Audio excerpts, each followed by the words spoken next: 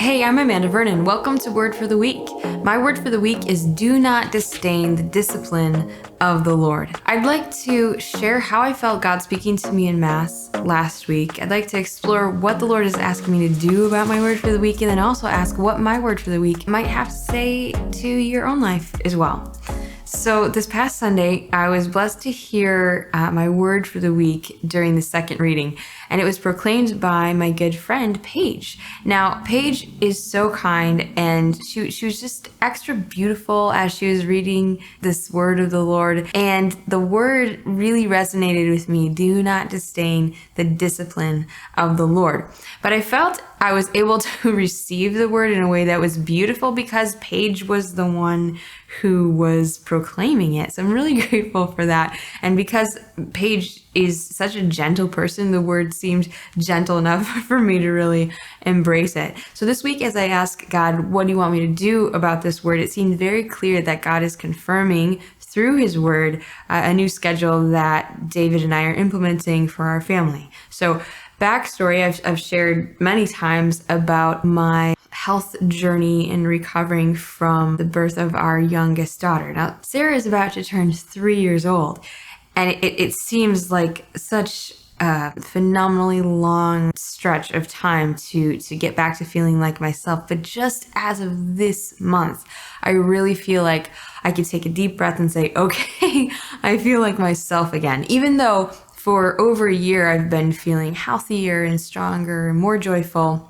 all of the time. It's finally, I was able to cross this plane recently of just, instead of remembering how I used to feel, I just feel like I'm back and I missed myself. So now that I feel so well and so like normal again, David and I are saying, okay, how can we work with my newfound healthfulness to have a better schedule for our family overall? So that means this week, along with my word for the week, I am diving into discipline in our schedule in a new level that I couldn't previously. So things like going to sleep early enough so that I can wake up around dawn to go running, to get my run in before the kids get to school so I can help them go to school. It means ending my work day at a time when I can go pick up the kids from school and even be available to help with homework and to have family dinner, things that I just was not in a place to be able to do until just recently. So while I'm very grateful for the extra time with my kids and my husband, I also am feeling just a little bit of tension as I'm trying to embrace the discipline. So the reading from the letter to the Hebrews explains how all discipline does not seem like a cause for joy while it's happening. It's only after a while, after sticking with that discipline, that then this peaceful fruit comes about through it. So as I ask the Lord how my word for the week might speak to your life, I'm reminded of a story in the Old Testament about Naaman the Syrian. Ooh, it's thundering here, which rarely happens in Arizona. This is exciting. So there's a story about Naaman the Syrian, and he has leprosy. And so somebody suggests to him that he goes to find this prophet of Israel so he can get healed. So he shows up to see Elisha, and Elisha the prophet instructs him, here's what you need to do. I'm paraphrasing. This is from the second book of Kings, chapter 5, if you want to read it verbatim. So Elisha says, here's what you need to do. You need to go wash 7 times in the Jordan River, and then you'll be cured. And Naaman's like, shocked, like, this is too simple. Like, what about other rivers that are better? Or what about if Elisha just comes and like waves his hands over the leprosy and it'll just be cured?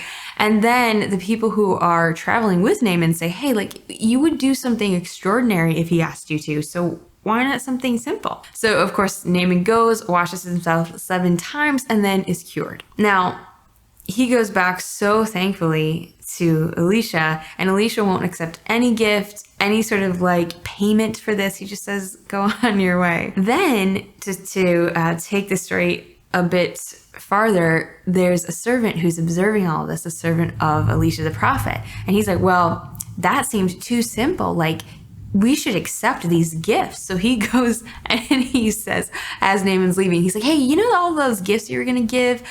Could you actually please share those? So he receives this gift that Elisha had said, no, we don't need that. Now, I'm not going to tell you about the end of the story because it does not go well for that servant at all, to say the least. So if you want to read about it, 2nd book of Kings, chapter 5. But all that to say, I would encourage you this week to just ask in your heart, to ask the Holy Spirit, what are those areas of discipline that the Lord is inviting you to that are going to bring peacefulness and joy to you, that might seem not glamorous, that might seem too simple? Maybe just waking up a little earlier each day, or taking some time for quiet after you get through with school or work, or just something little that takes discipline, but that makes a difference and brings peacefulness to your life.